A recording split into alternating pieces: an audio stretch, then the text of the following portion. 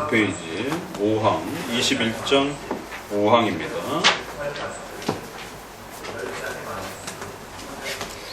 예배 부분에 대해서 계속 배워가고 있습니다. 우리가 예배론과 관련해서 지금 한국교회가 겪고 있는 이 심각한 위기 앞에 더더욱 우리가 이 21장의 웨스트민스터의 예배론이 어떤 의미를 갖게 되는지 정말 이렇게 한 구절 한 구절 한 문장 한 문장 잘 읽어내시면서 이러한 그 가르침들이 얼마나 소중한 것인지를 다시 우리가 더 깊이 되새겨 보셔야 됩니다. 결국 지금 한국교회가 이 전염병 속에서 주일 성수와 공예배의 개념이 제대로 잡혀있지 않다 보니까 그냥 뿌리채 흔들려 버리는 이제 이러한 심각함들을 이제 우리가 보게 됩니다. 결국 각자마다 신학자마다 목회자마다 몇몇 구절들을 붙잡고서는 어떤 사람은 구약을 붙잡고 어떤 사람은 신약을 붙잡고 그러면서 이게 주일 성수의 의미다, 이게 공예배의 의미다라고 하면서 가지각색의 여러 의미들을 내놓고 있습니다. 근데 문제는 그것이 역사성과 객관성이 떨어지다 보니까 과연 그 주장이 맞는지 틀리는지 확인할 도리가 없다라는 것이, 결국 그러한 주장들을 오히려 반대하는 또 많은 주장들도 있고, 그러면 결국 성도들 입장에서는 어떤 그 표현과 이 예배에 대한 해석이 맞는지 제대로 그것을 하나님의 뜻이다라고 이렇게 확정할 수 없는, 결국에는 그 성도들은 이러한 국가의 위협으로부터 또 주변의 이러한 그 시선으로부터도 결국 이 예배에 대한 이러한 부분들을 당장 법적으로도 이렇게 법률의 이러한 부분들의 위협을 받으면서 벌금을 각오해야 되는지 이런 위협을 받기도 하고, 또 구속이라든가 더 나아가서는 이러한 그 실정법에 대한 그 위협을 감수하면서 이 공예배에 대한 부분을 해석해내야 되는데, 그렇게 되면 결국 성도들은 이 예배에 대한 개념 하나를 잘못 해석함으로 인해서 목숨이 위협을 받는 이제 이런 일들이 벌어지는 것이에요. 그러니까 예배뿐만 아니라 모든 주제들이 그렇습니다.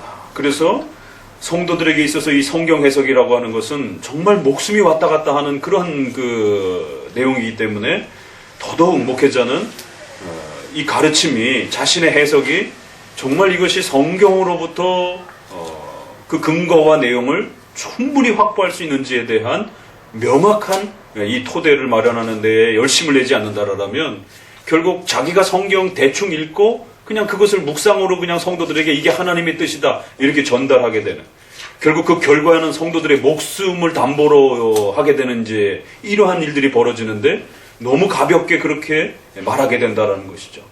그래서 우리 성도들은 반드시 역사성, 과연 목사님의 저 가르침이 2000년 역사에 근거한 그러한 내용들을 갖고 있는가, 또 객관성, 교회가 공적으로 고백한 수만 가지 해석들이 나올 수 있는데 적어도 정통 장로교회, 어거스틴과 루터나 칼빈과 낙스와 이렇게 프린스턴과 웨스트민스터와 또 박경영, 박윤선으로 따라오는 이런 정통 장로교회의 객관적 신앙 고백과 맞는가? 역사성과 객관성이 적어도 담보되지 않으면 결국 그 목회자의 해석은 주관적인 자기 해석밖에 안 된다는 것입니다. 그래서 이번에 우리가 이러한 사태를 겪으면서 더더욱 역사 속에서 이렇게 400년 동안 검증된 웨스트민스터 신앙 고백이라고 하는 교회의 공적인 해석의 표준을 우리가 잘 읽어낸다는 게 얼마나 중요한 것인지를 더더욱 가슴에 이렇게 깊이 간직하셔야 되고, 이러한 교리문답을 읽어내는데 온 힘을 기울이셔야 됩니다. 여러분 자신과 가족들과 교회를 지켜내기 위해서는 여러분 스스로가 이러한 문장과 문서의 이러한 표현들을 알지 못하면 주일 성수와 공예배를 어떻게 지켜야 되는지 전혀 이해 못하는 겁니다. 주일 성수와 공예배에 지금 수만 가지 해석들이 쏟아져 나오고 있어요. 신학자들마다도 다 다른 해석들이 쏟아져 나오고 있습니다. 누구 말이 맞는지 아무도 알 수 없는 오리무중에 빠졌어요. 그럴 때 적어도 우리는 이 해석이 가장 옳다라고 이렇게 확신할 수 있는 것은 역사성. 그래서 그 역사성 속에 우리가 존경하는 수많은 그러한 종교개혁가들과 초대 교회의 수많은 교부들과 또 우리의 장로교회에 가까운 1800년, 1900년의 그 수많은 선조들의 조직신학과 이런 수많은 해석들의 그 역사성을 가지고 가봐야 된다는 겁니다. 그리고는 해석의 표준이 되는 사도신조와 웨스민스터까지 이르르는 이러한 소중한 신구약의 해석에 대한 적어도 이것이 성경 전체에서 말하는 삼일체에 대한 뜻이다. 주일 성수와 공예배의 뜻은 적어도 이런 것이다라고 이렇게 객관적 교리로서 정립되어져 있는 그 토대 위에서 신약과 구약을 살펴보고 또 그러한 교리적 토대 아래에서 사회적 현상들을 우리가 어떻게 또 펼쳐나가야 될 것인가를 결정해야 됩니다. 우리가 신비주의가 아닌 이상에 어떻게 이게 하나님의 뜻이다라고 확정하겠습니까? 그 역사성과 객관성, 목사님이 죽을 때까지 그 얘기를 할 거예요. 역사성과 객관성이 확보되지 않으면 그건 다 자기 생각이에요. 그냥. 누구나 자기 멋대로 그렇게 억지로 해석할 수 있는 겁니다. 베드로후서 3장 마지막 절에 무식하고 굳세지 못한 자들이 억지로 해석하다가 멸망에 이른다라고. 무식한 해석이 있는 겁니다. 역사성과 객관성이 확보가 되지 않으면 무식한 해석이 되는 거예요. 소위 말해서 자기 멋대로 막 주장하는, 그렇게 되니까 이게 정말 하나님의 뜻이다라고 하는 목숨을 걸 만한 굳센 신념화와 또 자신의 삶의 표지 역할을 하는 굳건함을 유지 못하는 거예요. 주변에서 막 와 하니까 그냥 바들바들 떨면서 다 무너지는 겁니다. 결국 굳세지 못한 이 굳셈은 반드시 올바른 해석에 기초해야만이 나오는 겁니다. 이게 하나님의 뜻이다라고 분명하게 자기 안에 그 공적 해석에 대한 역사성과 객관성을 가지고 그 성경의 바른 해석이 내 안에 교리로서 정립이 되었을 때 그 해석 때문에 죽을 수 있는, 주기철 목사님은 이계명의 해석을 우상숭배로 해석한 거고, 오늘 우리는 공예배와 주일 성수에 대한 이런 부분들을 모이는 것이 옳은 것이다라고 해석하는 겁니다. 다른 분들은 교회가 문 폐쇄하고 영상예배로 대체해도 된다라고 이거를 사계명을 해석하는 것이, 결국 사계명 해석 하나에 따라 하나님의 진노를 받을 수도 있고 하나님의 복된 은혜를 누릴 수도 있는 것이. 그래서 역사성과 객관성이라고 하는, 그래서 무식한 해석은 반드시 흔들림으로 오게 된다는 거예요. 굳건한 해석이 굳은 심지를 갖게 한다는 거예요. 결국 어거지적인 그러한 함부로 막 해석하다가 멸망에 이르는 이러한 일들을 결국 조심해야 된다는 겁니다. 교리 공부 힘들다 했지만 막상 우리의 생명을 위협하는 이러한 사회적 사건 앞에 턱 놓이니까 어떻게 뭘로 해결할 겁니까? 저마다 성경 읽고 이게 답이다 오만 가지를 쏟아내고 있는데 그거 갖고 해결할 수 있겠어요? 이단들도 신천지도 연일 성명서 내면서 왜 우리를 핍박하느냐라고, 우리는 정당하게 신앙생활하고 있다라고 쏟아내는 것이 누가 맞는 겁니까? 정말 이런 위협 앞에 터져보니까 교리 공부를 한 사람과 하지 않은 사람이 이렇게 첨예하게 차이가 나타나는 거예요. 교리 공부를 하지 않은 사람은 전부 다 주관적인 해석인 것이고, 목사님도 주관적인 해석인 것이고, 또 더 나아가서는 꿈에서 환상 속에서 뭘 봤다고 그러면서 하나님이 소금물 뿌리라 그랬다든가, 또 하나님이 무슨 방역 대책으로 뭘 하라 그랬다든가, 이러한 신비주의와 샤머니즘과 야만주의가 나오는 것이고, 또 신천지와 같은 이런 폭력주의가 나오는 것이고, 결국 해석을 잘못해내니까 사람을 죽이는 일이 벌어지는 겁니다. 그것도 교리인 겁니다. 자기가 해석해서 자기의 기준을 마련해 놓으면 그게 교리가 되는 거예요. 그 사람의 주장이 되니까. 그럴 때 그 교리는 역사성과 객관성을 가져야 된다는 거예요. 그래서 여러분들이 평상시에 교리 공부라고 하는 것이 비록 힘들고 감성적으로 이렇게 살아왔던 그런 형태로 예배드렸던 우리 한국교회 성도들에게는 차분히 앉아가지고 오랜 시간 동안 이렇게 성경을 읽고 또 역사 속에서의 소중한 그런 문장들을 읽어내고 또 그런 번역의 차이들을 잘 또 고민하면서 올바른 표현들을 찾아내고 또 그거를 암기해야 되고, 또 암기한 내용이 성경과 맞는지 안 맞는지도 또 찾아봐야 되고, 이런 고도의 신구약 성경 차이점과 통일성들을 교리를 중심으로 해서 부단히 공부해가는 교리 공부와 성경 공부가 이렇게 맞물려 있는 이 훈련이 결코 쉬운 게 아니에요. 그렇지만 이 훈련을 게을리했을 때 지금 한국교회가 어떤 일이 벌어지는가? 칭이 집어던진 건 벌써 옛날이고, 주일 성수와 공예배까지도 그냥 바로 그냥 다 던져버리는, 누가 성도 개인이 질병이 생겨서 아파서 또 교회를 오다가 교통사고가 나서 병원에 가야 되고, 이런 부득이한 상황을 뭐라고 그러는 게 아니잖아요. 지금 사태의 문제는 당회가 먼저 선제적으로 예배드리러 오는 성도들을 못 오게 막는 이 사태를 지금 지적하고 이것을 문제 삼는 겁니다. 그렇기 때문에 평상시에 교리 공부를 더 열심히 부단히 해놓으셔야 돼요.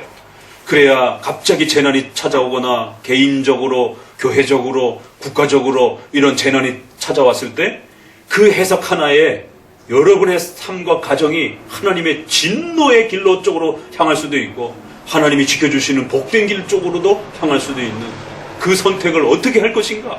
각자가 선택해야 되는 거예요, 결국. 교리 공부에 최선을 다하셔야 되고 교리 공부에 온 힘을 다하셔야 되고 이러한 교리 공부들을 통해서 성경을 우리가 얼마나 풍성하게 알아가고 또 정확하게 알아갈 수 있는지. 그래서 교리 공부는 하나는 이단을 막아내는 거고 하나는 성경을 정확하게 알아가는 바로 두 가지 그 실용적 목적이 있는 것입니다. 그래서 이번에 주일 성수와 공예배가 통째로 흔들려버리고 뿌리채 흔들려버리는 이 상황 속에서 적어도 우리가 그러면 웨스민스터에서는 어떻게 공예배를 말하는가, 주일 성수를 말하는가 보자라는 것이. 그런데 놀라운 것은 또 이 웨스민스터를 들고도 진보 좌파적인 좌편향적인 그런 방식으로 읽어내는 거예요. 그러면 또 짜집기식으로 자기가 원하는 부분만 뽑아다가 그런 진보 좌편향적인 그런 국가관과 그런 신앙관의 자유주의적인 그런 신앙관에 맞추기 위해서 또 그렇게 편집할 수도 있더라는 거예요. 보수적이고 또 정통 장로교를 표방하는 또 그런 신학자와 목회자들은 또 이 웨스민스터를 들고 보수적이고 또 정통 장로교회적인 또 그런 방식으로 해석해 가더라는 것이. 교회 역사는 늘 그래 왔습니다. 그래서 장로교만 해도 300개 교단이 있는 거고 또 일반 교단들도 수많은 교파와 교단들이 난무하는 겁니다. 그럴 때 우리는 정통 장로교 칼빈주의 개혁주의가 그 많은 기독교 중에 가장 건전하고 가장 훌륭한 모습으로 오리지널 그 기독교의 모습을 그대로 잘 간직했다라고 존중하면서 그들의 해석을 따라 그들의 공적인 해석 표준을 따라서 성경을 이해하고 그렇게 우리가 이해한 그 결론에 우리는 목숨을 걸게 되는 것입니다. 그래서 다시 한번 우리가 이 웨스민스터를 보고 그래서 이번 사태가 너무 중요하기 때문에 파랑 끝나고 나면 대우리문답에서 4계명을 어떻게 해석하는가 한번 다시 한번 좀 소유리문답하고 보고 또 그리고 신속히 제네바부터 시작해가지고 적어도 도르트 신조까지 얼마 전에 우리 나온 책을 중심으로 해서 예배론 부분만 4계명을 중심으로 해서 예배론 부분만 2000년 사이의 공적 표준 해석들을 한번 쭉 보자라는 것이. 그러면 정말 이렇게 정부가 협조를 요구할 때 그냥 교회가 문을 확 폐쇄하고 이렇게 해도 정말 되는 것인지 정말 그런 내용들이 공적 교회의 이러한 그 4계명 해석에 나오는지 정말 성도들의 피신에 대한 이런 문제들만 자꾸 언급하면서 그러니까 이 역사를 보는 그러한 편협한 시각, 교리를 보는 편협한 시각도 결국 자신의 세계관에 따라서 그렇게만 보이는 거예요. 편협된 세계관은 그렇게 무서운 거라는 겁니다. 결국 교회 역사 속에 흑사병 속에서 성도들을 피신시켰던 그 역사만 끌어오면서 그러니까 지금은 부득이한 상황이니까 빨리 교회가 문 닫고 모이지 않도록 영상예배로 대처해야 된다. 야, 어떻게 이렇게 악의적으로 편집할 수 있는가? 우리가 영상이라든가 드라마라든가 이런 데 보면 인터뷰 같은 것도 아주 정말 악의적으로 편집하는 것처럼. 그래서 제가 어제 글은 다시 한번 또 호소하면서 그래요? 정말 그렇다라면 공예배를 당회가 먼저 문 닫았다라는 것도 그럼 역사 속에 찾아갖고 좀 누가 제발 좀 그 역사적 자료를 내놓으라라고. 그러면은 우리처럼 강하게 모이기를 고집하는 이런 보수주의 신학자들도 다시 한번 더 생각하겠다.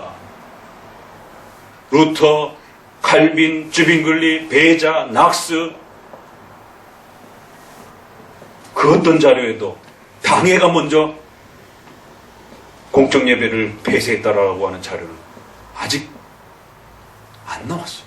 저도 그래서 SNS를 동원하고 또 논문을 동원해서 여러 교수님들이 지금 논문을 또 이렇게 공유하고 또 이렇게 돌려가고 있고 또 자료를 지금 전문가들이 추적하고 있습니다.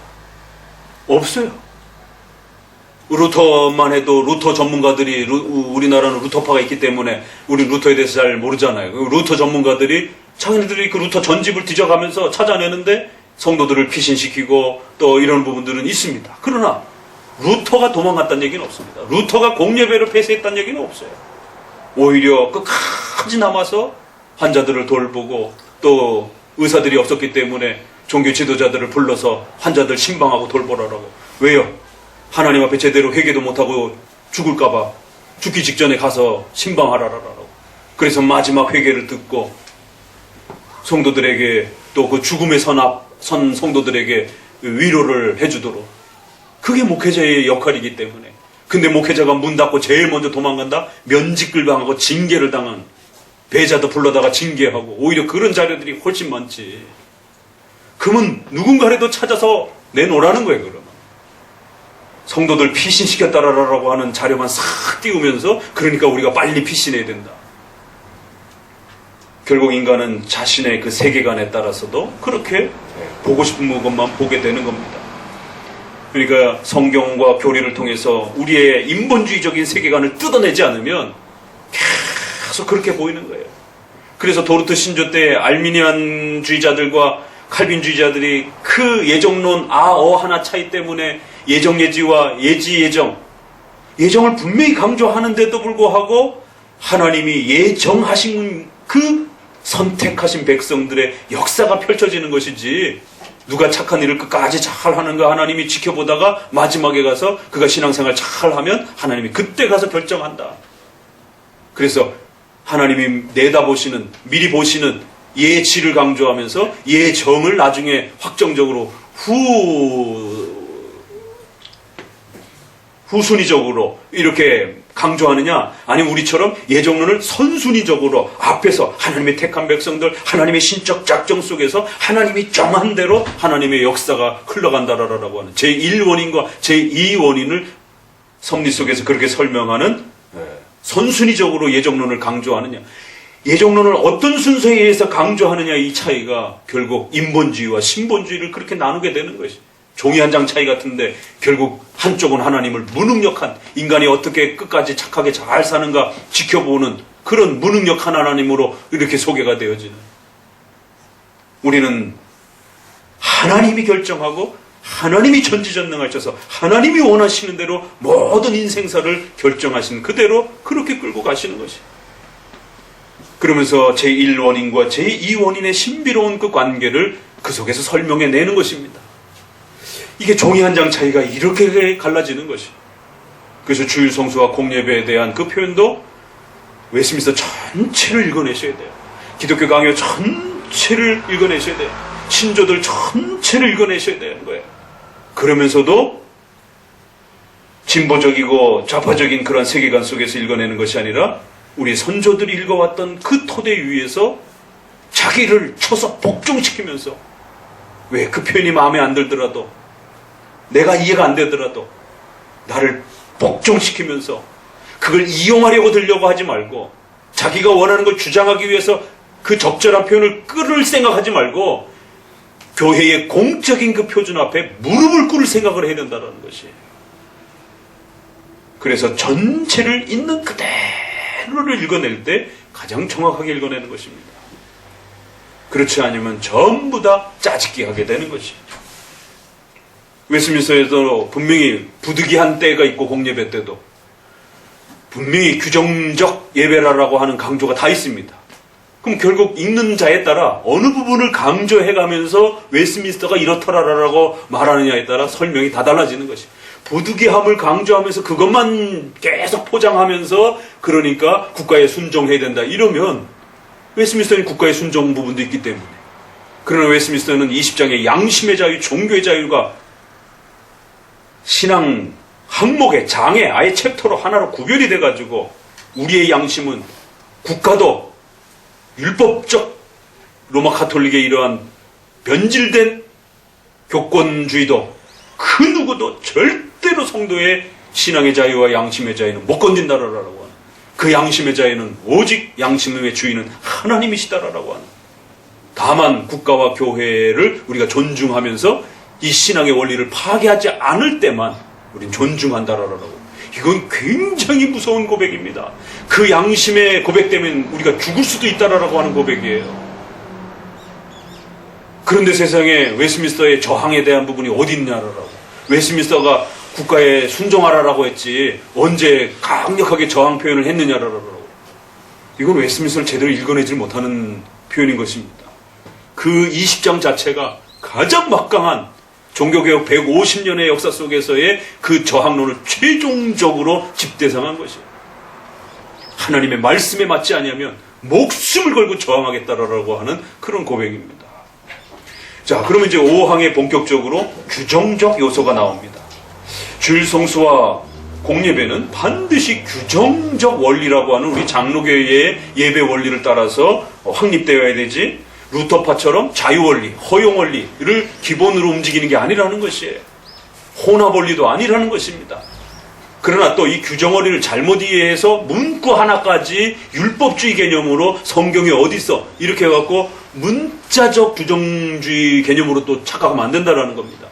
반드시 성경의 문자, 추론, 양심의 해석, 웨스트민스터 1장 6항의 3대 해석 법칙이라고 하는 문자 문맥, 그 다음에 추론의 원리, 양심의 원리라고 하는 이 내용을 토대로 해서 성경에서 말씀하는 그 예배의 요소를 지켜간다. 이게 규정적 원리인 것이. 그래서 한쪽에서는 극단적 문자주의적 규정 원리, 율법주의적, 이걸 조심해야 되고, 한쪽에는 자유 허용 원리. 성경에 이제 그런 건 더 이상 우리 시대에 안 맞아. 신약에는 예수님의 피로 우리가 모든 율법에서 자유롭게 되었어. 이러면서 은혜 아래 있는 것이지 율법 안에 있지 않다라고 하는 이 죄의 문제와 관련해서 정죄에서 벗어난 것을 마치 교회법적 질서에서 벗어난 것처럼 만인제사장의 구원의 원리를 갖다가 그러니까 목사도 필요 없고 교회적 질서도 필요 없고 유형교회도 필요 없고 이러한 교회론에다가 만인제사장의 원리를 적용하면 큰일 납니다. 만인제사장, 누구든지 예수님 앞에 나가서 하나님을 찾고 기도할 수 있다라고 하는 것은 그거는 구원론에 해당이 되는 거예요. 목사님이나 누구도 중재자가 될 수 있는 게 아닙니다. 본인 스스로가 하나님 앞에 나아가는 것이, 그거는 구원론에 대한 부분인 것이. 그렇다고 해서 목사도 필요 없고 교회도 필요 없고 유형교회도 필요 없고 자기 혼자서 그냥 집에서 잘 믿어도 된다? 그건 아닙니다. 분명히 그 예수님이 교회를 세우신 것이.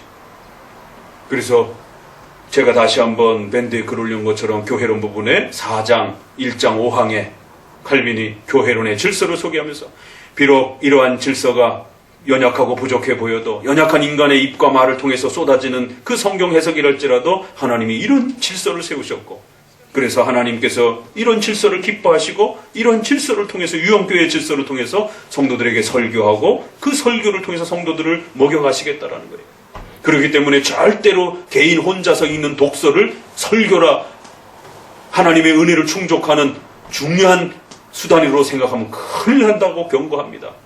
이것은 악독하고 불합리하고 아주 교만스러운 것이고 하나님께서 세우신 질서를 무너뜨리는 그 혼란을 일으킨 죄에 대해서 하나님 앞에 엄중한 벌을 받을 줄 알라라고 그렇게 경고의 엄중한 표현들이 쏟아집니다. 독서는 절대로 은혜의 수단이 아니라는 것. 공적인 은혜의 수단은 말씀, 성례, 기도인 것입니다.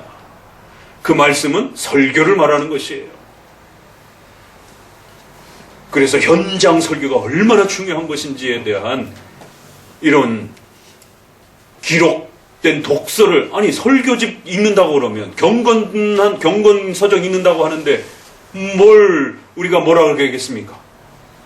그러나 그것도 아니라는 것입니다. 다 그건 보조용이라는 것이에요. 은혜의 수단은, 공적 은혜의 수단은 말씀을 설교를 통해서 전해주는 것과 성찬과 세례를 통한 성례와 기도라는 것입니다. 그 기도도 개인 기도도 있고 또 공적 예배를 통해서 이루어지는 공적 기도를 다 포함하는 것입니다. 그래서 여러분들은 이처럼 규정적 원리라고 하는 성경에서 하나님이 요구하시는 예배를 우리가 지켜간다라고 하는 이 장로교회 웨스트민스터의 규정 원리라는 것을 이참에 더욱 분명하게 정립해 두셔야 됩니다. 규정 원리를 세상에 자기 마음대로 흔들어 버리고 규정 원리를 자기 멋대로 고치고 규정 원리를 자기 마음대로 취사 선택하고 주의를 우리 마음대로 선택할 수 있습니까? 불가능한 것입니다. 그거는 규정 원리예요. 자, 그렇기 때문에 그러면은 이제 장로교가 지켜왔던 규정 원리는 어떤 것인가 같이 읽어봅니다. 5항. 일반적으로 하나님께 드리는 종교적 예배의 모든 요소들은 경건과 경외하는 마음으로 성경을 읽는 것과 건전한 말씀과 인내에 순종하며 이에 믿음을 존경함으로 말씀을 양심적으로 듣는 것과 은혜로운 마음으로 시편을 찬송하는 것과 그리고 그리스도께서 제정하신 성례를 올바르게 침례하며 합당하게 받는 것 등이다. 이 밖에 종교적 맹세, 서원, 엄숙한 금식, 그리고 특별한 경우에 드리는 감사 등이 있다. 이와 같은 것들은 적당한 때에 기회에 따라 거룩하고 종교적인 태도로 해야 한다. 이 기본 요소가 어떻게 나오죠? 사도행전 2장 42절에 따라 사도들의 가르침을 따라 떡을 떼고 교제하며 기도하기에 전념하더라. 이 네 가지예요. 설교, 기도, 교제, 성도의 교제. 이건 헌금으로서 교제하는 그런 부분을 말합니다. 떡을 떼는 것, 성례. 설교, 기도, 헌금, 설교, 기도, 헌금, 성례. 이 네 가지를 사도행전 2장 42절에 이야기했고 칼빈도 요 정도 네 가지를 기본으로 하고 또 고린도전서 14장에 너희가 이제 예배할 때 모여서 예배할 때에 찬송시도 있고 또 설교도 있고 가르침도 있고 이러면서 그리고는 덕스럽게 하라라고 하는 이 구절이 바로 유명한 웨스트민스터 예배모범의 근거 구절로서 모든 것을 질서대로 하고 폼 있게 하라라고 하는, 폼 있게 하고 질서대로 하라라고 하는 14장 46절인가요? 마지막 구절에 규정적 원리라고 하는 것은 이처럼 성경에서 가르치는 핵심 요소를 기본으로 해서 다만 교회법에서 이 핵심 내용을 보강하는 차원으로 또 그것을 더욱 확장하는 방식으로 그렇게 교회법 아래서 당회가 결정해서 할 수 있는 정도를 규정원리라고 말하는 것이지 성경에도 없는 것을 가져오는 것을 그건 자유원리입니다. 그리고 또 성경에 문자적으로만 있는 것에 머무르는 그러면 성경에 문자적으로 있는 유일한 거는 사도행전 2장 42절에 이 네 개밖에 없습니다. 고린도서에는 가르침도 있고 기도도 있고 근데 그 뒤에 방언도 있고 예언도 있고 이렇게 나온단 말이에요. 그럼 문자적으로 따라하게 되면 오순절처럼 방언해야 되는 겁니다. 그래서 고린도서의 이 예배 요소 중에 연속성이 있는 것고 단회적인 것이 있는 것입니다. 왜? 아직은 초대교회는 사도들이 살아있는 직통계시를 받는 사도들이 살아있는 시대이기 때문에 얼마든지 오순절 그 방언 사건과 이 초자연적 사건들이 여전히 존재하던 시절이란 말이에요. 그러니까 고린도 교회가 예배 드릴 때 예언도 있고 방언도 있고 이렇게 끌고 가는 겁니다. 그럴 때 이 예언은 미래를 예측하는 예언이 아니라 칼빈도 그렇고 대부분의 청교도학자들은 이건 설교로 또 그렇게 해석하기도 합니다. 다만 이 방언에 대한 부분이 좀 더 어렵게 이렇게 해석되어지기도 합니다. 아무튼 고린도서를 문자적으로 적용하게 되면 또 심각한 일이 벌어지는 거예요. 또 사도행전 2장 42절만 4개만 적용하게 되면 지금 자기네가 가장 성경적인 예배를 드리고 있다라고 하는 이런 소위 말해서 독립파적 개혁파 교회들이라든가 이런 거 다 성경적 근거가 없는 거예요. 무슨 이패송 무슨 폐해송 그런 게 어디 있습니까 성경에. 약간 사실은 그거 로마 카톨릭적인 그런 냄새도 나고 미사 때 이렇게 들어오는 이패송이 있고 또 진행송이 있고 영광송이 있고 송영창이 있고 그리고 마지막에 나아갈 때 이제 마무리하는 폐해송이 있고 그래서 칼빈은 그 시절을 살았기 때문에 사죄의 기도라는 것도 살짝 이렇게 보존하면서 고해상사적인 사죄의 기도는 아니었지만 그럼에도 불구하고 성도들이 목회자 앞에 나가서 죄를 고백하는 이게 오랜 동안 습관화되어 있었단 말이에요. 그러니까 목회자가 뭔가 그 이야기를 듣고 당신의 죄가 이제 용서되었습니다 라고 이렇게 선언해 주지 않으면 자기가 기도해놓고 하나님 앞에 용서되었다라고 하는 이 용서의 기쁨을 성도들이 확신을 못 갖는 거예요. 불안해가지고. 1000년 동안 목회자가 이제 용서받았으니까 걱정하지 마십시오. 이렇게 해왔기 때문에. 그래서 가톨릭의 이 고해성사와 이 참회 기도에 대한 부분들을 아주 악독한 부분은 끊어냈어요. 그래서 개인적인 고해성사는 끊어냈습니다. 못하게 했습니다. 그러나 공적인 부분에서 칼빈도 이걸 어떻게 해야 될까를 고민하다가 기도 부분을 조금 더 확장하면서 대표 기도가 있고 목회 기도가 있고 이럴 때 사제 기도라는 것을 하나 더 집어넣는 것이에요. 그래서 약간 그거는 카톨릭적인 그 전통과 관습의 부분이 그대로 있는 겁니다. 왜? 그 시절에 살았던 성도를 데리고 목회를 하긴 하니까. 그래서 사적인 고해성사는 그건 분명히 명백하게 비성경적인 거니까 그건 안 되더라도 그러면 공적인 사제 형태의 기도를 당분간은 좀 더 성도들을 위해서, 확신을 갖지 못하는 성도들을 위해서, 성도들이 우리가 한 주간 동안 이런 죄를 지었고 하나님 용서해 주옵소서 그러면 목회자가 이제 여러분의 모든 죄악들은 하나님 앞에 용서되었습니다. 이렇게 선언해 주는 겁니다. 그러면 이렇게 목회자의 선언을 듣고 성도들은 좀 더 안심을 갖는 이런 사제 기도가 있었지만 이게 그 당시에는 허용됐지만 조금 후로 넘어가게 되면 바로 이제 없어진단 말이에요. 이것조차도 너무 카톨릭적인 그런 뉘앙스가 나타난다라고 해서, 그러니까 이처럼 규정 원리라고 하는 것은 지나치게 또 이렇게 문구적으로 문자적으로 이렇게 어디 있느냐 없느냐만 따지는 게 아니라 문맥적으로 추론적으로 또 그 시대의 보편적인 성도들의 양심의 사려 분별을 따라서 교회법으로 당회가 기도를 목회 기도만 할 것인지, 장로님이나 이렇게 대표를 세워서 대표 기도를 할 것인지, 이 부분도 그래서 설교가 끝나고 목회 기도를 할 건지 아니면 설교 전에 장로를 세워서 대표 기도를 할 것인지, 이런 부분은 기도를 좀 더 확장하는 내용이잖아요. 그러면 여자가 기도하는 것은 목사 안수의 이러한 질서 때문에 쉽지 않습니다. 그래서 대표 기도를 하는 부분에서는 적어도 이렇게 장로 정도, 그러나 좀 더 강하게 요구하는 보수파 쪽에서는 그 목회 기도조차도 목사가 해야 된다 라고 엄격하게 이야기를 합니다. 성경 낭독, 강도사도 성경 낭독 못하게 했어요. 오직 목사만 성경 낭독. 근데 또 다른 지역에서는 목회 훈련을 위해서 이렇게 정확하게 읽을 줄 알고 이런 훈련이 된 강도사 정도 되면 얼마든지 당의 허락을 받고 읽을 수 있도록 좀 훈련시켜야 되는 거 아니냐, 그렇게 해서 그거를 넣어주는 지역도 있습니다. 그러니까 이제 이 교회법을 이렇게 적용할 수 있는 겁니다. 그 기도라라고 하는 부분을 좀 더 지역에 따라서 어떻게 적용할 것인가는 교회법 아래에서 양심의 또 해석 아래에서 또 법을 만들어가는 겁니다. 이번에 여러분들에게 그 칠이서를 소개했고 그 아직 팔고 계시다고 하니까 필요하신 분들은 꼭 구입해서 읽어보세요. 그러면 웨스민스터 신앙 고백이 최종적으로 1645년에 이 예배의 요소와 교회적 정치 원리를 어떻게 운영해야 되는지에 대한 최종 해석입니다. 교회법에 대한. 그러니까 신조와 교회법으로 이제 우리가 공적 표준을 갖는 거예요. 신조는 신앙 고백의 대표적인 그러한 그 문구를 작성을 하는 거고, 이걸 가지고 예배와 교회 운영을 어떻게 할 것인지는 교회법에서 구체적으로 세부법들을 만드는 것이에요.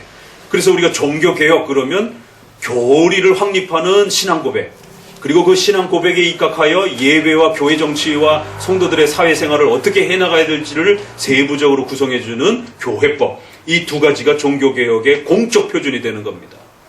자, 1542년에 37년에 칼빈이 제네바에서 쫓겨나기 전에 37년에 이제 제네바 사역을 하자마자 제네바 교리문답과 제네바 교회법을 내놓습니다. 짤막하게. 거기에 성찬, 교리문답, 이런 그 강해설교, 이러한 기본 조건들을 제시를 해요. 근데 결국 시의회와 다투면서 쫓겨나게 됐고 3년을 스트라스부르크가 갔다가 다시 1541년에 돌아오면서 신속히 다시 42년에 교리문답, 지금 우리가 읽고 있는 교리문답, 제네바 2차 교리문답, 그래서 1차 교리문답이 있는 거고 2차 교리문답을 완성해서 좀 더 풍성하게 내놓고 그 다음에 제네바 교회법을 완성해 줍니다. 그래서 처음에 37년에 나온 건 너무 짧아서 적어도 42년을 이제 우리가 초판, 기본판이라고 얘기를 하는 거예요. 그게 20년 동안 발전해서 1561 61년에 이제 교회법이 완성이 되는 것이. 1541년에 교회법이 초판이 나왔고 61년에 이제 64년에 돌아가시는데 61년에 마지막으로 교회법을 더 완성하는 거예요. 우리가 기독교 강요 보고 있는 건 이건 1559년이에요. 그러니까 이 59년에 기독교 강요를 마지막으로 완성하고 난 다음에 2년 있다가 61년에 교회법을 한 번 더 완성한 거예요. 그러니까 어떻게 보면 칼빈의 그 61년 교회법은 칼빈의 신학의 마지막 하이라이트가 되는 것입니다. 그래서 여러분들이 적어도 우리가 고백한 신앙 고백을 가지고 교회의 예배와 이러한 그 교회 운영으로서 어떻게 우리가 성경적으로 바르게 그걸 펼쳐나가는 건가를 공부하려면 반드시 교회법 공부를 해야 돼요. 그거는 교회의 기준과 질서니까. 자, 그러면 칼빈의 41년, 61년. 근데 61년에 칼빈이 돌아가시기 전에 56년에 그 제네바에 영국 사람들이 핏이 나와가지고 그렇게 존 낙스를 중심으로 해서 칼빈의 도움을 받아가지고 영국인들을 위한 제네바 지역에서 영국민들을 위한 치리서가 만들어지는 것입니다. 그게 56년. 그래서 이번 치리서가 그 교회법만 쫙 모아준 겁니다. 굉장히 소중한 책이에요. 평생 가까이 두고 읽어야 돼. 56년에 영국 치리서가 나오는 것이에요. 59년에 프랑스 신앙고백서와 프랑스인들이, 장로교인들이 프랑스 치리서를 교회법을 만들어내는 겁니다. 그렇게 발전해 가는 거예요. 41년, 그 다음에 56년, 59년, 그 다음에 칼빈의, 하나 더. 그걸 배우고 간 존 낙스가 다시 스코틀랜드로 돌아가서 1560년에 스코틀랜드 신앙고백서, 스코틀랜드 제1치리서를 완성을 합니다. 60년도에. 그리고 그 다음에 61년도에 칼빈이 돌아가시기 직전에 제네바 치리서가 다시 더 완성이 되는 거예요. 그럼 61년, 64년, 3년, 2년 뒤에 하이델베르그 요리문답이 만들어지고 팔츠 지역, 독일의 팔츠 지역에서 프레데릭이라고 하는 훌륭한 통치자에 의해서 바로 하이델베르그 요리문답이 만들어지고 많은 분들은 하이델베르그 요리문답은 기억하는데 하이델베르그 교회법은 잘 몰라요. 그것도 속히 좀 번역이 되어서 한국 성도들에게 읽혀져야 됩니다. 63년에 5개째죠. 41년, 56년, 59년, 60년, 61년, 6번째 63년, 그 다음에 66년에 스위스 제2신앙고백서 불린거에, 그러면 불린거에 의해서도 역시 또 주리를 중심으로 해서 교회법이 나옵니다. 66년. 그리고 이제 72년으로 넘어가게 되면 네덜란드 총회가, 최초의 총회가 열리게 됩니다. 네덜란드 개혁교회가. 엠덴에서 열리게 됩니다. 독일 지역에서 피나 나와가지고. 그래서 엠덴 교회법이 나옵니다. 72년에. 자, 그러면은 72년을 진전해 가면서 78년에 낙스의 제자인 멜빌이 제2치리서를 또 만듭니다. 78년에. 교회법이 이렇게 발전해 1년 단위, 2년 단위로 발전해 갑니다. 그래서 당회에 1치리서에서는 집사를 넣었다가 2치리서에서는 당회 구성원에 집사를 뺍니다. 그러니까 이렇게도 해보고 이렇게도 해보고 교회법이라고 하는 그 규정원리라는 것을 잘 이해해야 됩니다. 규정원리라고 하는 것은 성경에 문자적으로 딱 기록된 그대로만 따라하는 게 아니라 성경의 기본 원리 아래에서 그것을 좀 더 교회법을 가지고 요렇게도 확대를 하고 요렇게도 확대를 하고 세부적 적용을 이렇게 만들어가는 것입니다.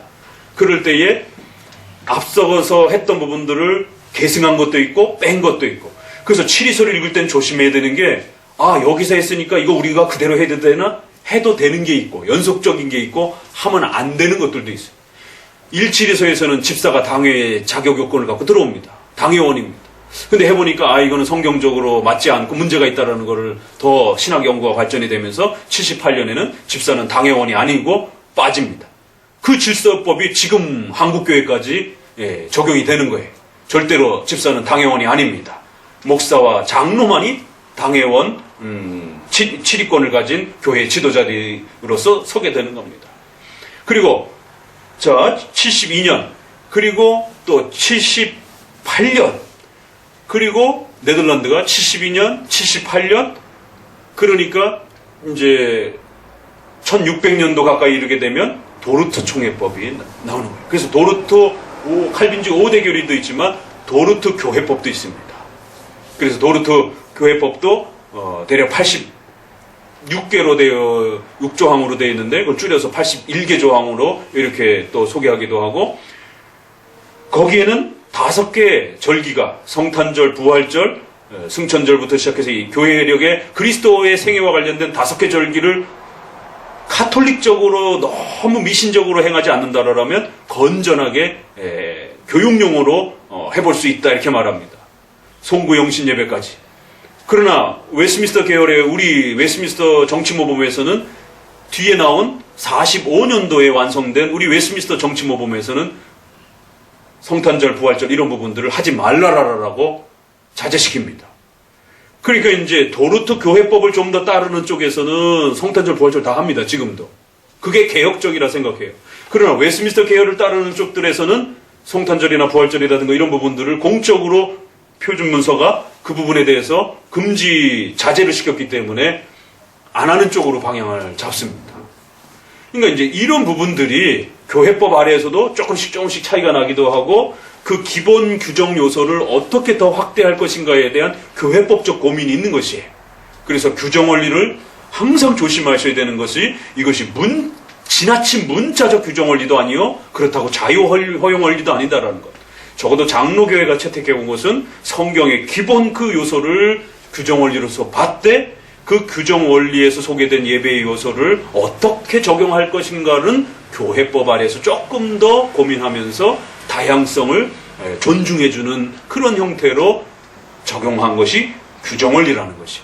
그래서 예배의 요소와 관련돼서 교회 정치와 관련해서 직분론이라든가 이런 부분들을 어떻게 적용할 것이냐라고 했을 때, 그것은 이렇게 다양한 교회법 아래에서 보셔야 되고, 최종적으로는 웨스민스터에서 말한 것을 기준점으로 삼아야 됩니다. 그리고는 웨스민스터가 45년에 만들어졌죠. 1800년에 미국의 프린스턴 신학교가 세워지면서 이제 더 이상 안 나옵니다. 공적으로 고정된 것은 1645년에 웨스민스터에, 그 뒤로 나온 건 다 해설서들이에요. 그래서 1800년 초에 프린스턴 신학교가 세워지면서 그래도 밀러라라고 하시는 분이 장로교회 이런 표현들이 무슨 뜻인가를 해설서가 나옵니다. 그게 이제 1800년 후반에 가가지고 AA 하찌에서 다시 한번 교회법 해설집이 나옵니다. 이제는 해설법 시대예요. 그게 뭔 뜻인가를 읽어내는 겁니다. 그리고는 그 1800년도쯤에 결국 AA 하찌에서 나온 것이 정통 장로교회의 기준이 되었고, 그것이 1885년에 언더우드가 한국으로 들어올 때에 그렇게 신조와 교회법을 같이 가지고 오게 되는 겁니다. 그래서 웨스민스터 소요리 문답 번역해주고 교회법을 번역해서 우리 한국 장로교회법을 만드는 것이. 그러면 거기에 예배적 원리가 나오고 교회 운영 정치 원리가 나오는 거지. 두 가지가. 그렇기 때문에 이 5항은 신앙 고백으로서 이렇게 확립이 되고, 이것이 교회법으로 넘어가게 되면 좀 더 세부 규칙들을 형태로 그렇게 구성이 되는 것입니다.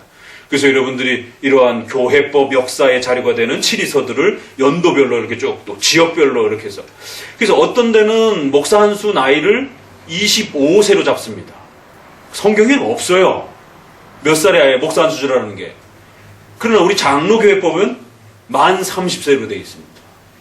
제가 놀랍게 만 30세에 안수를 받았어요. 굉장히 이렇게 아주 속성 코스로 이렇게 받게 되었습니다. 서구에는 25세도 있을 수 있다라는 것이에요. 그 교회법에서 정한 거니까. 너무 어려도 안 되고, 그렇다고 또 너무 나이가 많아도 안 되는, 이제 이러면, 그러면 장로는 몇 살에 시킬 것인가? 그럴 때 장로라고 하는 말은 연장자라는 말이에요.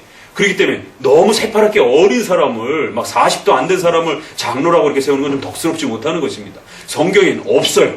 그러나 그 단어 자체가 좀 더 연장자를 표현하기 때문에, 그러면 적어도 몇 살 이상을 장로를 세울 것이냐라고 했을 때는 그건 교회법에서 결정하는 거예요. 적어도 우리 유교 문화에서는 좀 더 나이 먹은 사람이 필요하고, 좀 서구에서는 이런 나이 부분이 조금 자유로우니까 거기서는 뭐 조금 이렇게 40대 후반이나 50대도 가능할지라도 우리나라는 유교 문화가 강해서 이 어른 문화라든가 이러한 부분이 강하기 때문에 50 아래에 있는 사람을 갖다가 장로로 세우기에는 굉장히 불편함이 있는 겁니다. 교회의 어른이라고 하는 이제 이런 개념을 가져야 되는데 목사님이야 특별한 이런 직분이니까 어쩔 수 없다 치더라도 성도 중에 대표를 뽑는 장로를 새파랗게 어린 사람을 뽑아놓고 거기에 많은 교회의 연장자들이 다 거기에 머리를 숙이고 치리를 받아야 된다라면 이게 쉽지 않은 겁니다. 그래서 그건 덕스러움을 위해서 교회법 아래에서 적어도 장로는 몇 살 이상, 또 그 다음에 그 교회에 참석한 지 몇 년 동안 참석 자격을 가져야 되는가, 이런 건 성경에 없습니다. 그런데 적어도 교회법에는 각 교회에 5년을 요구합니다. 그래서 5년 아래에 있는 사람은 절대로 그 교회 장로로 세우지 말라라는 거죠. 이 교회법에 규칙이 있습니다. 이거를 지키지 않으면 아예 장로 추천이 안 됩니다. 그렇지만 이건 성경에는 없어요. 몇 살, 몇 년 이런 부분들은. 그거는 우리가 성경의 기본 원칙을 벗어나지 않는 범위 내에서, 상식적 범위 내에서, 양심적 그러한 원리 아래에서 문맥적, 추론적 해석을 기초로 해서 적어도 양심의 그러한 상식적 범위 내에서 그렇게 결정하는 겁니다. 자, 그러면 모든 요소들은 이제 성경을 읽는 것. 말씀드린 것처럼 어떤 치리서에서는, 교회법에서는 목사만 성경을 읽어야 된다라고, 또 강도사는 충분한 조건이 되면 읽는 거를 당회가 제한적 조건으로 허락한다. 아예 일반 성도는 읽지도 못하게 하고요. 그러니까 이런 부분이 이제 누가 낭독할 것인가, 누가 읽을 것인가, 이제 이런 것도 이제 또 교회법 아래에서는 또 적용되어져 가고요. 그 다음에 건전한 설교라고 말했을 때는 이건 강해 설교를 말하는 것이. 그래서 강해 설교의 조건들이 따라붙습니다. 교회법의 치리서에서는. 그래서 적어도 강해 설교를 하기 위해서는 둘로 나눠서 오전에는 성경을 연속적으로 진행해주는 설교를 해주라는 것. 그 다음에 오후에는 교리 문답을 소개하면서 교리 교육을 시켜주라는 것. 그러니까 여러분들이 지금 우리가 한 2시간 하는 게 이게 그렇게 긴 건 아니에요. 그러니까 개혁교회들은 대부분 그 정도 시간을 요구합니다. 왜요? 어떤 데는 유럽은 하이델베르그나 이러한 소요리 문답을 예배 전에 해요.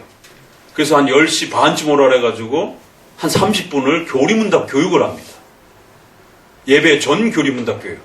그리고 한 10분 정도 예배 준비하고 이제 예배를 시작하는 거예요. 그럼 강해 설교는 대부분 다 그냥 1시간. 청교도들은 2시간, 3시간씩 한 건 기본인 거고. 그래서 어떤 치리서에서는 이렇게 1시간에서 1시간 반 정도 이렇게 보편적이다 이렇게 정해놓기도 해요.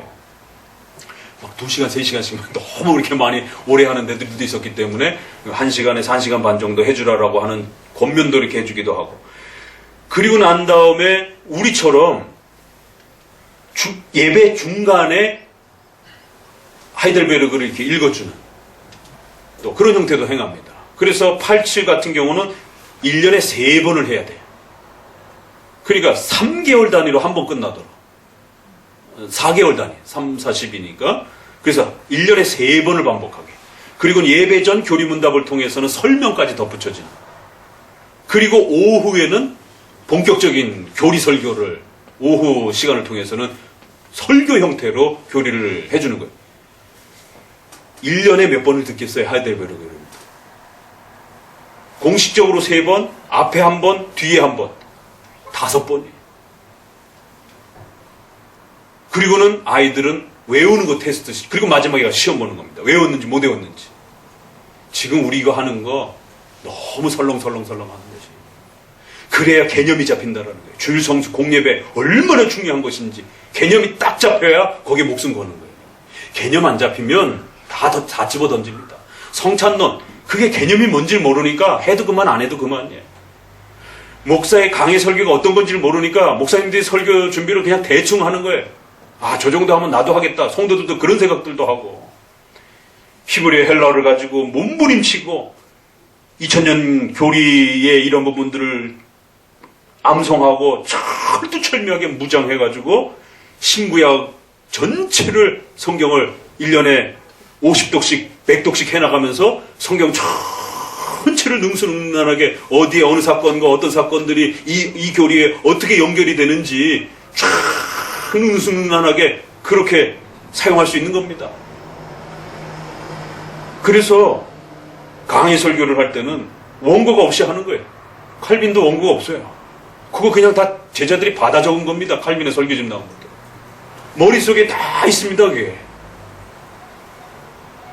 그 후대의 청교도들은 이제 써가지고, 에드워드도 이제 보면 이제 써가지고 이제 읽는데도 그렇게 은혜를 받았다라고 그러지만, 전통적으로는 다 머릿속에 있어가지고, 그냥 성경책 하나 딱 들고 올라가가지고, 첫 번째 구절부터 착착착착착착착 그냥 줄줄줄줄 2000년 교회사가 다 나오고 2000년 교리 공개적 교리가 다 나오고 신구약 성경 근거 구절들이 쫙 따라붙고 어마어마한 거예요. 그러니까 성도들이 영의 양식을 먹는 겁니다. 강의 설교.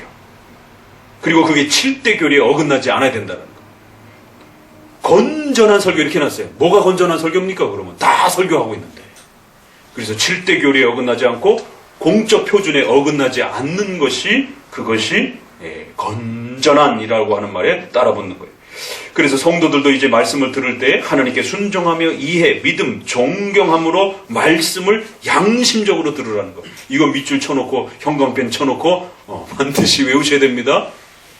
목사님 설교 듣고는 목사님하고 싸워요, 성도들이. 이거는 우리 개혁파 입장이 아닌 것 같은데요. 이거는 잘못 해석한 거 아닌가요? 성도들이 질문을 할 수는 있어요.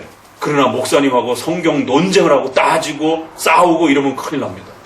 그러면은 하나님의 말씀을 영의 양식으로 못 먹습니다.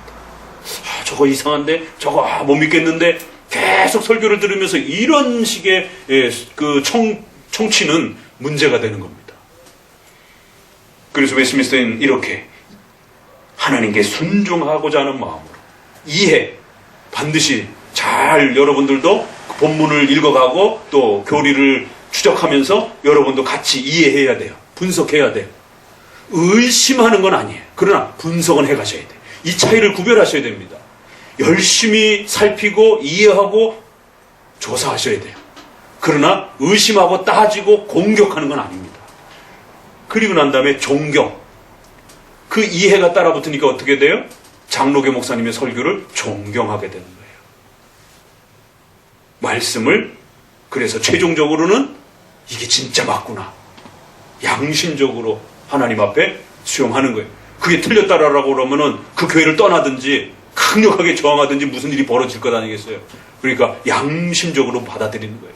그러면 그것을 하나님의 말씀으로 그 말씀 때문에 내가 죽을 수도 있다라고 하는 그런 신앙 고백으로 양심적으로 받는 겁니다. 참 멋있죠? 설교를 이렇게 들어야 된다는 거예요.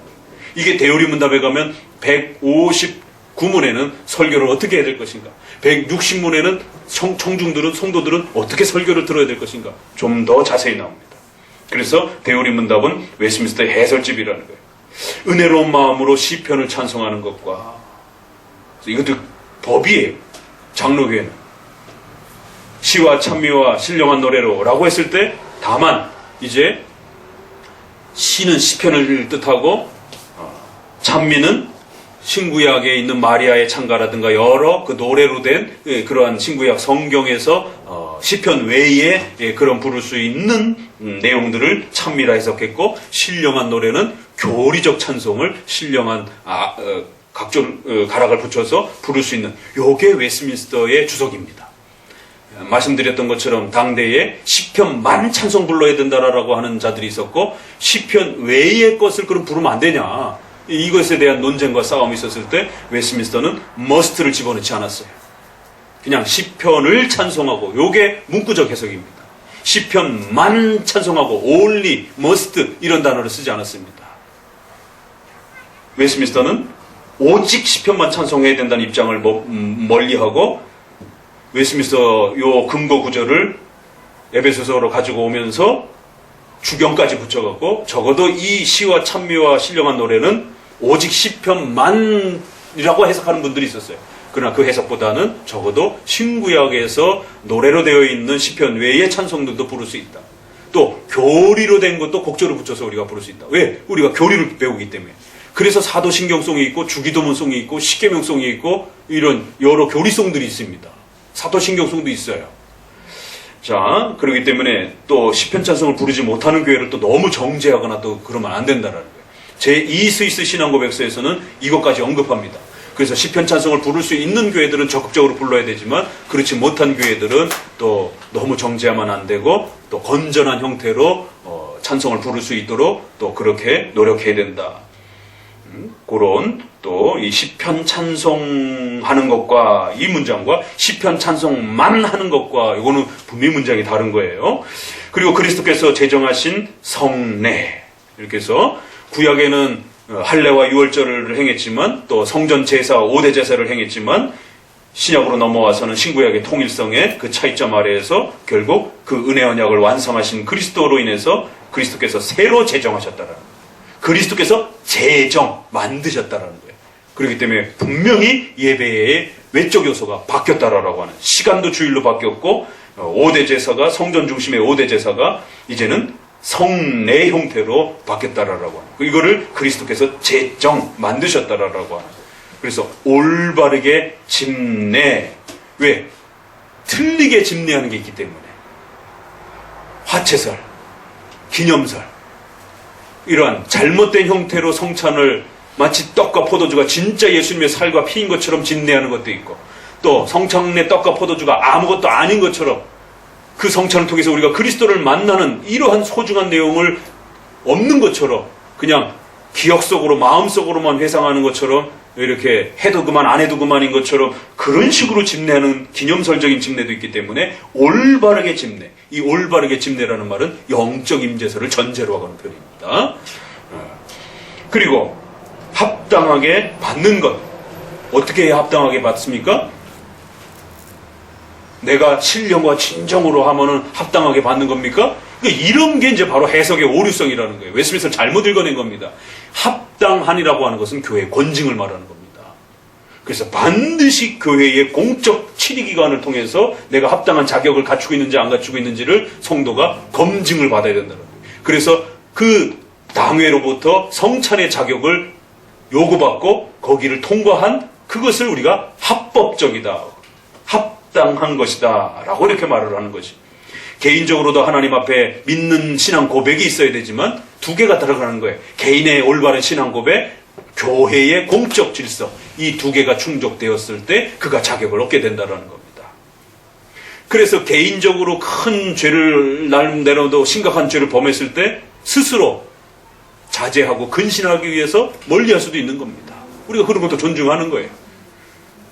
공적인 질서를 통해서 당회가 금지시키는 것도 얼마든지 또 가능한 겁니다. 그래서 둘 다가 가능한 거예요. 합법적이다라고 말할 때 이건 반드시 교회의 권징을 전제로 하면서 교회의 권징이 예배의 요소를 운영하고 또 질서를 잡고 또 그 부분을 바르게 관리해야 된다라고 하는 교회의 권징과 치리에 대한 아주 중요한 표현이 합당하게 받는 것. 이 밖에 종교적인 맹세, 서원, 이런 전염병과 관련해서 죽음에 처한 어떤 성도들이 하나님 살려주시면 뭐든지 하겠습니다. 우리 웨스민스터 예배모범의 신방에, 그래서 목회자들은 이런 전염병 때에 그 성도에게 찾아가서 어떤 서원을 했는지 확인해보고 그 서원을 했는데 성실하게 성취하지 않았으면 신속히 그 일을 하나님 앞에 성취하도록 권면하고 야단치고 체근하라는 것이, 그래서 권면해주고 기도해주고 이런 얘기들이 나옵니다. 그리고 성도들은 위험에 처했을 때 하나님 앞에 간절히 기도하면서 서원의 이러한 부분들을 사용할 수 있도록, 그게 신앙의 도구이기 때문에. 그래서 저도 2번씩이나 죽을 뻔하면서 이렇게 살아나는 경험을 통해서 하나님 살려만 주시면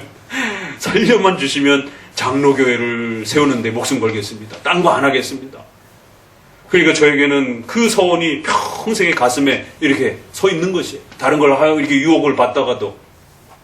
그래서 하나님은 개개인의 성도를 더욱 신앙으로 강력하게 끌고 가기 위해서 때로는 질병을 통해서, 때로는 사고를 통해서, 때로는 개인의 어떤 재정적인 어려움을 통해서 아주 갈급한 상태로 만드시는 것이, 그리고는 그런 갈급한 상태에 있는 자에게 이런 서원의 개인적인 기도의 이러한 부분들로 신앙을 이끄셔서 하나님 앞에 어떻게 살아갈 것인지에 대한 강력한 결단을 하도록.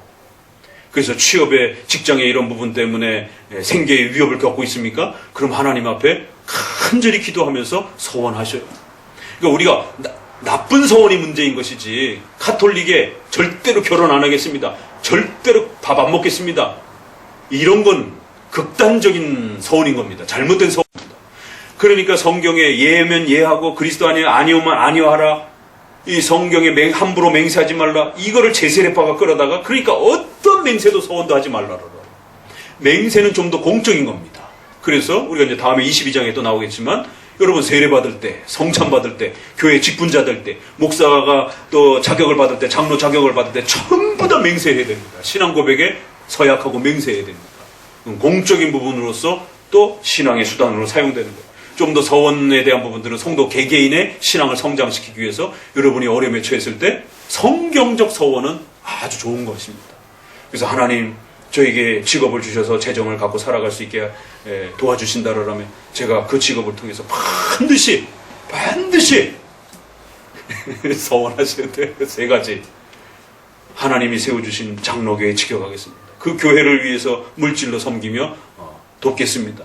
2번째, 가난한 자들을 돌아보며 그렇게 살겠습니다. 그리고 마지막, 내 가정을 바르게 잘 세워가겠습니다. 재정과 취업과 관련된 이런 고민들은 반드시 이 3개가 하나님 앞에 서원으로 따라 붙어야 됩니다. 그렇지 않고 자신의 개인의 욕망을 성취하기 위한 방식으로 서원하면 그건 하나님이 안 들어주십니다. 그러나 성경적으로 올바른 그 내용을 서원에 담게 되면 그건 아주 굉장히 중요한 신앙의 성장의 도구가 됩니다. 그래서 올챙이적, 개구리가 올챙이적 생각 못하는 것처럼 성공한 다음에 옛날 그 서원 다 까먹고 이러면 징계 또 받는 거예요. 어려운 시절에 그 하나님 앞에 매달리면서 서원하고 하나님 앞에 부탁했던 이런 부분들을 잘 간직하셔서 여러분이 또 잘 되었을 때도 그 서원을 기억하면서 부르심을 따라서 그렇게 살아가게 되면 이 서원은 아주 소중하게 신앙의 도구로 사용되어집니다. 발등에 불이 떨어져 봐야 정말 하나님의 전능하신 하나님, 산자의 하나님, 그 하나님을 의지하게 되고 그 하나님 앞에 어떻게 살아가겠다라는 강력한 삶의 턴이 일어납니다. 그렇지 않으면 인간은 금방 나태해지고 게을러지고, 그래서 예배의 요소로서도 맹세와 서원이 우리에게 그렇게 사용되어진다는 거예요. 그래서 그러한 것을 우리가 하나님 앞에 우리 자신을 낮추기 위해서 이런 전염병이라든가 또 개인의 필요를 따라 엄숙한 금식을 행할 수도 있다는 거예요. 그러면 성경에 금식을 며칠 하라? 없어요. 그러니까 이번에 또 자꾸 그 운동하시는 분들이 40일 금식 기도도 해보지도 않은 것들이 무슨 목회에 능력이 있다라고, 이런 건 잘못되는 겁니다. 그래서 옛날에 그 40일 기도가 막 유행할 때 40일 금식 기도 안 해본 목회자들은 목회자 취급도 안 했어요. 막. 그러니까 40일 금식 따라하다가 목사님들이 많이 죽었습니다. 열흘만 굶어도 사람 죽습니다. 이게 환상이 보여가지고, 환상이 보여가지고, 그냥 이런 돌들도 막 떡으로 보이는 거예요. 뭐 먹을거리로 보이는 거예요. 그 주워 먹다가 기도가 굉장히 좁아집니다, 이게. 밥을 안 먹게, 열흘 이상 굶게 되면. 그러면은, 거기에 턱 걸려가지고 질식사로 죽고 막 이런 거. 그건 자기가 안 할 수가 없어요. 본능적으로 먹을 걸 찾기 때문에 주변에 있는 뭐 이런 것들이 냄새나고 이러면 그냥 자기도 모르는 사이. 그래서 금식하는 사람 옆에는 반드시 사모가 그걸 지켜봐줘야 되는. 먹나 안 먹나. 그리고 또 40일을 하게 되면 20일을 밥을 줄이는 훈련을 해야 되고, 40일 딱 끝난 다음에 밥 먹으면 죽습니다. 기도가 약해갖고. 그래서 반드시 미음부터 시작해가지고 기도를 넓히는 또 20일을, 그래서 한 80일을 준비를 해서 이뤄가는 이런 그 과정이 쉬운 게 아닙니다. 하면 안 되는 거예요. 그건 비성경적인 겁니다. 할 때는 보통 그렇게들 하는데 그 자체가 비성경적인 거라는 것을 우리는 성경 여러 군데서 이야기합니다. 교리 문답에서 또 이야기합니다. 절대로 그런 식의 금식하면 안 된다라고. 그러니까 교리문답에 이미 교회법에 그거 다 이미 다 기록돼 있어요. 절대로 우리 생명을 함부로 위험 앞에 노출하면서 그렇게 금식을 따라하지 말고 더더욱 꼬집어서 예수님의 기도라든가 모세의 40일 기도를 따라하면 안 된다라라. 그거는 특수명령이었다라라. 사도들 그 누구도 40일 금식 안 따라했다라라. 구약의 수많은 선지자들 그 누구도 모세 안 따라했다라라. 특별한 경우에 필요했던 금식이 40일이었지. 그러나 금식은 할 수 있어요. 그러면 한 끼를 할 수도 있고 3일을 할 수도 있고, 그래서 웨스민스터의 금식일에 이렇게 해라라고도 나옵니다. 그래서 환자와 병자들은 제외시켜주고, 그리고는 정하겠다라고, 몸이 약한데도 하겠다라고 하는 사람이 있으면 잘 살펴보고, 그러다가 몸이 위태로워지면 빨리 밥을 먹도록 조치를 이런 얘기까지 교회법에 실제적으로 나와요. 그래서 건강한 사람들을 중심으로 해서 나라가 위태로울 때 이런 전염병과 전쟁이 다가오게 되면 금식일을 선포하고 간절히 공적으로 기도하라는 거예요. 그러나 절대로 일주일 이상 넘기지 못하도록. 그것이 하루가 됐던, 보통 3일 아래가 됐던, 온종일을 하던, 또 한 끼를 하던, 그건 이제 교회가 사태를 따라서 결정을 하는 거예요. 성경 어디에도 없어요. 금식하라라고만 이렇게 돼 있는 거지. 그러니까 다니엘 같은 경우는 21일 금식을 하잖아요. 그 기도가 또 나온단 말이에요. 그러니까 그런 부분들을 또 따라서 20일, 40일, 21일 또 이제 이런 부분들을 숫자적으로 따라하면 큰일 납니다. 그리고 특별한 경우에 드리는 감사, 금식일과 감사일이 있습니다. 그래서 추수감사절 같은 경우가 이제 그렇게 청교도들이 죽을 뻔했다가 예배의 자유를 찾아서 떠났다가 감사를 찾는 것이. 그거는 미국인들이 할 수 있는 거예요. 그럼 우리나라가 그걸 따라 해야 되느냐? 그건 이제 당회가 결정할 거면 할 일입니다. 그래서 추수감사절은 또 너무 비성경적이라고 막 또 이렇게 욕을 할 필요도 없고, 그것이 너무 형식적으로 이렇게 굳어지는 이런 사용되는 것만 좀 주의시키면 얼마든지 또 덕스러움 속에서 무엇을 행할지는 또 교회가 당회가 선택하면 되는 겁니다. 우리는 오히려 종교개혁기념일을 소중하게 여기잖아요. 그래서 그 주간에 세미나도 하고 또 그 과거의 역사의 이런 부분들을 되돌이켜보기도 하고, 그러니까 이런 금식일과 감사일은 교회력입니다. 그래서 엄밀한 개혁과 또 이러한 그 16세기, 17세기를 주장하는 16세기파, 17세기파들은 그 어떤 주일 외의 절기도 다 금지시키는 이런 극단파가 있어요. 그러나 또 카톨릭처럼 교회 절기와 교회력을 너무 많이 하는 데들도 있어요. 이 양극단입니다. 그럴 때에 적어도 도르트 정도는 5개 절기를 열어놨고, 웨스민스터는 주일을 중심으로 하고 될 수 있으면 그런 교회력을 사용하지 않는 것을 자제시키는 것을 이렇게 제한적으로 사용하더라도 제한적으로 사용하도록. 그래서 주일 외에 다른 절기를 행한다라면 이렇게 종교개혁 기념주간이라든가 교회 설립일이라든가 나름대로의 그 의미성을 그 교회, 그 개교회가 가질 수 있는 그런 부분은 당회가 선택하도록 이렇게 열어는 둬요. 그러니까 어떤 교회력도 안 된다 이렇게 하지는 않습니다. 그러니까 주일 외에 이런 표현을 또 잘 읽어내야 되는 것입니다. 자, 그래서 이와 같은 것들은 적당한 때에 기회에 따라 이렇게 해서 하나님의 섭리가 진행되어져 가는 그 정도를 살펴보면서 거룩하고 종교적인 태도로서 그렇게 해야 합니다. 자, 이런 부분들을 다시 한번 이 규정 원리의 핵심 요소입니다. 이걸 잘 정리해 두셔서 이런 우리의 장로교의 규정 원리를 어떻게 우리가 사용해 왔는지, 그래서 기본 내용은 잘 구축하되 그걸 교회법 아래에서 좀 더 확장하고 세부적으로 가다듬는 것은 좀 더 다양성을 주고 각 지역의 자유성을 허락해 주는. 그렇기 때문에 영국에서 했다고 그대로 따라하는 것도 아니고, 유럽에서 했다고 그대로 따라하는 것도 아니고, 칼빈이 했던 거를 그대로 따라하는 것도 아닙니다. 기본 규정 요소는 따라하는 겁니다. 그러나 교회법적으로 조정한 것은 칼빈의 기독교 강요에도 나는 이렇게 하지만 다른 지역에서는 얼마든지 당신들 마음대로 하라라고 아예 그렇게 문구도 작성해 놨습니다. 그렇기 때문에 이 규정 원리를 교회법 아래에서 어떻게 조정할 수 있는 것까지도 함께 생각해야만이 이 성경적 예배 요소를 세우고, 그리고 난 다음에 다른 지역에서 조금 다르게 지킬 때 비성경적이라고 욕하지 않고 다양성을 존중하는 것이. 그래서 우리도 예배 모범이라고 말하지 예식설화라고 말하지 않는다라는 것. 가톨릭처럼 문구 하나도 고칠 수 없는 예식설화라고 말하지 않는다라는 것이. 그래서 우리는 디렉토리, 모범적 폼이라고 말하는 거예요. 성경적 폼은 적어도 이 정도 아래에서 기본 내용을 지켜가세요 라고 이렇게 추천하는 것이지, 문구같이 하나 문장 하나까지 정해놓고 그것만 따라하는 이제 이런 식의 로마 카톨릭, 또 16세기 칼빈의 예배 순서를 따라가야 된다, 이 16세기파가 되는 거예요. 17세기 또 웨스민스터의 이러한 그 신학자들이 했던 그 예배 순서를 그대로 따라야 된다, 이 17세기파가 되는 거지. 그렇게 가면 안 됩니다.